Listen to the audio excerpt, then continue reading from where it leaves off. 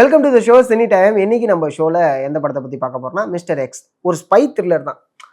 James bond படம் இது மாதிரி நிறைய படங்கள் நம்ம பார்த்துருப்போம். பட் ஸ்பை த்ரில்லர் ஏன் நம்ம போய் இப்போ பார்க்கணும் அப்படிங்கிற கேள்வி இருக்குல்ல.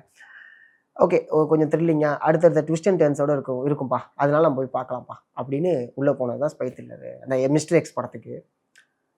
ஆக்சுவலாக அதெல்லாம் இருந்துச்சு, நிறைய இடத்துல ப்ரெடிக்ட் பண்ற மாதிரி இருந்தாலுமே இந்த படத்தை எந்த அளவுக்கு கன்வின்சிங் பண்ணியிருக்காங்க அப்படின்னா, ஒரு ஸ்பை அப்படின்னா அவன் எப்படி வேணா இருக்கலாம். ஒரு ராய் ஏஜெண்டை பற்றின ஒரு கதை. அவன் வந்து அதாவது என்னன்னா ஒன்றும் இல்லை, நியூக்ளியர் பாம்பை தயாரிக்கிறதுக்கு தேவையான ஒரு ரேடியோ எனர்ஜி இருக்கக்கூடிய ஒரு பொருளை வந்து மறைச்சி வச்சிருப்பாங்க. அதை கண்டுபிடிக்கணும். அதை பாதுகாத்துட்டு இருக்கிறது சரத்குமார். அதுதான் கதை ஆரம்பிக்குது. அவர் ஒரு இடத்துல பிடிச்சிடுறாங்க. அந்த ரேடியோ எனர்ஜியும் ஒரு இடத்துல எடுத்து வச்சிடுறாங்க. இந்த ரஷ்யாவுக்கும் இந்தியாவுக்கும் நடக்கக்கூடிய ஒரு விஷயங்களை வந்து சொல்லிட்டு இருப்பாங்க. பட் இந்த படத்தில் கதாபாத்திரத்தை வடிவமைச்சது வந்து ரொம்பவே சூப்பராக இருந்துச்சு. கௌதம் கார்த்திக் இந்த அளவுக்கு டெவிலா பண்ண முடியுமா அப்படிங்கிற மாதிரி இருந்துச்சு. ஏன் அப்படின்னா, ஸ்பையா உள்ள போறாரு, பார்த்தா அவர் வந்து நெகட்டிவ், அதாவது வில்லனுக்கு உதவக்கூடிய இந்தியன் ஸ்பையா இருக்காரு. அதுக்கப்புறம் மாறி முழுக்க முழுக்க வில்லனுக்கு உதவக்கூடிய ஸ்பையா மாறிட்டாரு. அவர் தான் வில்லன் தெரிய ஆரம்பிச்சுது. பட் அந்த அந்த கேரக்டரை வந்து ஸ்கெச் பண்ண விதம், அவர் நடந்துக்கிற மேனரிசம், இது எல்லாமே வந்து பார்த்தீங்கன்னா டெவில்னா இப்படிதான் இருக்கும். இந்த அளவுக்கு ஒரு கொடூரமான வில்லன் அப்படிங்கிற ஒரு விஷயம் இருக்கு. அடுத்து ஆர்யா ஏன் ஸ்பை ஆனாரு, அவருக்கான விஷயங்கள் என்ன. அவர் ரொம்ப ஒரு இடத்துல ஒரு கட்டத்துக்கு மேலே என்ன ஆயிடுனா, எனக்கு ரொம்ப போர் அடிக்குது, இந்த ராவை விட்டு வெளில போயிடலான்னு நினைக்கிறேன். ஏன் அப்படின்னா, நான் ரொம்ப நிறைய விஷயத்த எதிர்பார்த்தேன். பட் ஆனால் இங்கே சும்மா வந்து இந்த மாஃபியாவுடைய மணியும் அந்த மாதிரியான பணங்களை மட்டுமே தான் நான் வந்து பிடிச்சிக்கிட்டு இருக்கேன். பட் பெருசாக எதுவும் கிடைக்க மாட்டேங்குது, வேலையை விட்டு போகிறேன் அப்படிங்கும்போது வேற ஒரு விஷயம் வர ஆரம்பிக்குது. அதாவது நான் சொன்ன நியூக்ளியர் எனர்ஜியும் சரத்குமாரையும் காப்பாற்றக்கூடிய ஒரு பொறுப்பு ஆர்யா கிட்ட வர ஆரம்பிக்குது. அடுத்து அதுல இருந்த மஞ்சு வாரியர், இந்த கதாபாத்திரம் வந்து எனக்கு தெரிஞ்சு மஞ்சு வாரியர் தான் பண்ண முடியும்னு நினைக்கிறேன். ஏன்னா அவ்வளோ அழகா ஃபைட் சீக்வன்ஸாக இருக்கட்டும், இந்த மேனரிசம் ஸ்டைல் ஸ்வாக்லாம் இருக்குல்ல, சூப்பராக பண்ணியிருந்தாங்க.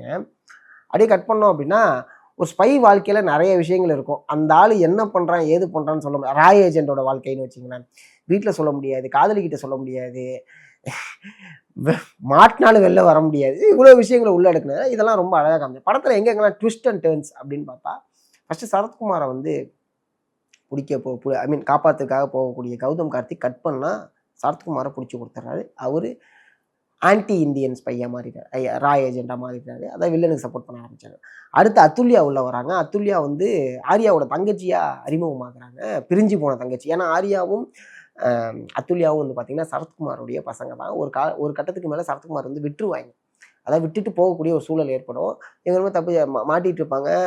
அங்கேருந்து தப்பிக்க பார்ப்பாங்க. பட் ஆனால் 2 பேருமே பிரிஞ்சிருவாங்க. அதுக்கப்புறம் இப்போ தான் சந்திக்கிறாங்கும் போது ஆர்யா வந்து ரொம்ப எமோட் ஆயிடுவார். தங்கச்சி அப்படின்னு சொல்லிட்டு பாசங்கள் இருக்கும். அந்த ஆப்பிள் கனெக்ஷன் இருக்கும். ஃபர்ஸ்ட் ஒரு ஆப்பிளை வச்சு தான், ஆப்பிளுக்காக தான் 2 பேரும் பிரிவாங்க. அதேமாரி இந்த ஆப்பிளை கையில் கட் பண்ணிட்டு கொடுக்கறதுக்கான ஒரு விஷயம் நடந்துட்டு இருக்கும். பட் கொடுக்க மாட்டாங்க. அதுக்கான ஒரு ரீசன் வந்து ரொம்ப அழகாக அந்த ஸ்க்ரீன் பிளேல வந்து இது பண்ணியிருந்தாங்க. என்ன அப்படின்னா, அப்படியே போயிட்டு இருக்கோம்.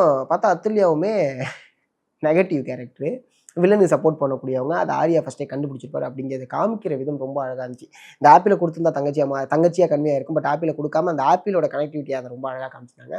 இந்த படத்தில் முக்கியமாக பாராட்டக்கூடியவர்கள் யார் அப்படின்னா, டெக்னீஷியனில் சத்தியமாக கேமராமேனை பாராட்டி ஆகணும். ஏன்னா மனுஷன் பிரித்து விட்டுருக்காப்புல. ஒரு ஆட்டோவில் ஃபைட் சீக்வன்ஸ் நடக்கும், ரொம்ப அழகா அதை வந்து டிஸ்டர்பன்ஸ் இல்லாமல் நம்ம அந்த ஆட்டோக்குள்ளே அந்த சண்டை நடக்கிற இடத்துல நம்ம இருந்தால் எப்படி இருக்கும், அதை அழகாக காமிச்சாங்க. அதே மாதிரி வந்து பார்த்தீங்கன்னா டீட்டெயிலிங்கான கேமரா ஒர்க்னு ஒரு விஷயம் சொல்லுவோம். இப்போ கன் ஷூட் பண்ணுறதை நம்ம காமிப்போம், இந்த புல்லட் வரத இடத்த காமிப்பாங்க. பட் இந்த கன் ட்ரிகர் இப்படி நகருது, பின்னாடி நகரும்ல, அதை முதற்கொண்டு ரொம்ப அழகாக கேப்சர் பண்ணியிருந்தாங்க.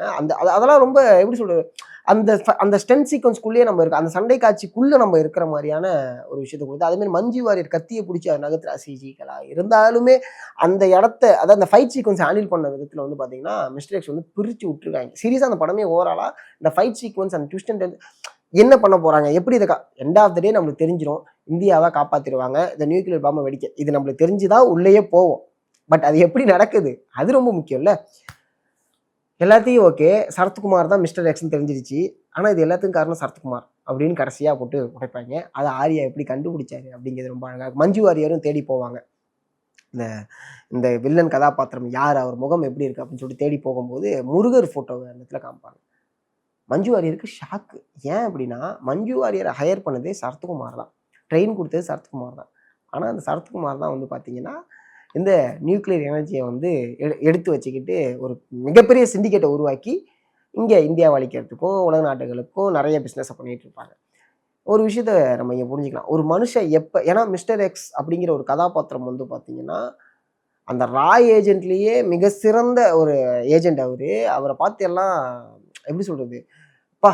இவரு தான்யா ஏஜென்ட் அப்படின்னு நினைக்கக்கூடிய ஒரு ஆளு. அந்த ஆளு தான் எல்லாத்துக்கும் காரணம் அப்படின்னு மாறக்கூடிய ஒரு தருணம் இருக்கு. ஒரு மனுஷன் வந்து எந்த இடத்துல இப்படி மாறிடுவான். அது ஐ மீன் ஒரு நெகட்டிவ் ஷேடுக்கோ, கெட்டவனா மாறுறதுக்கு ஒரு தருணம் ஒண்ணு ஏற்படும்ல. அத காமிச்ச விதம், அத அத அத வந்து சொன்ன விதமுமே வந்து பார்த்தீங்கன்னா, ரொம்ப நேர்த்தியா இருந்துச்சு. எல்லாருக்குமே ஒரு காலகட்டமும், ஒரு தேவைகளும் தேவைப்படும். காளி வெங்கட்டுக்கும் இந்த கதையில அதே மாரி தான் ஒரு தேவைகள் ஏற்படும். அத பயன்படுத்திக்கக்கூடிய விஷயம் இருக்கும். ராய் ஏஜெண்டா இருக்கக்கூடிய சரத்குமார் எப்படி இவங்க எல்லாரையும் பகடைக்காயா பயன்படுத்திக்கிட்டாரு அப்படிங்கிறத ரொம்ப அழகா பார்த்துக்கலாம். கௌதம் கார்த்தி ரொம்ப நல்லவரா தான் இருந்தாரு. அவங்க அம்மா வந்து இங்க இருக்கக்கூடிய ஒரு அணு உலைக்கு எதிரா போர் தொடுப்பாங்க. அப்ப வந்து இங்க அணுசக்தி வர்றது நல்லது தான் அப்படின்னு சொல்லுவாங்க. அதுல அவங்க அம்மா வந்து சாவுறாங்க. அத அழகா மேனிபுலேட் பண்ணி கௌதம் கார்த்திக்க அப்படியே நெகட்டிவ் ஷேடுக்கு கொண்டு வராங்க. இதே டயலாக் கடைசியா கன்டின்யூ ஆகும்.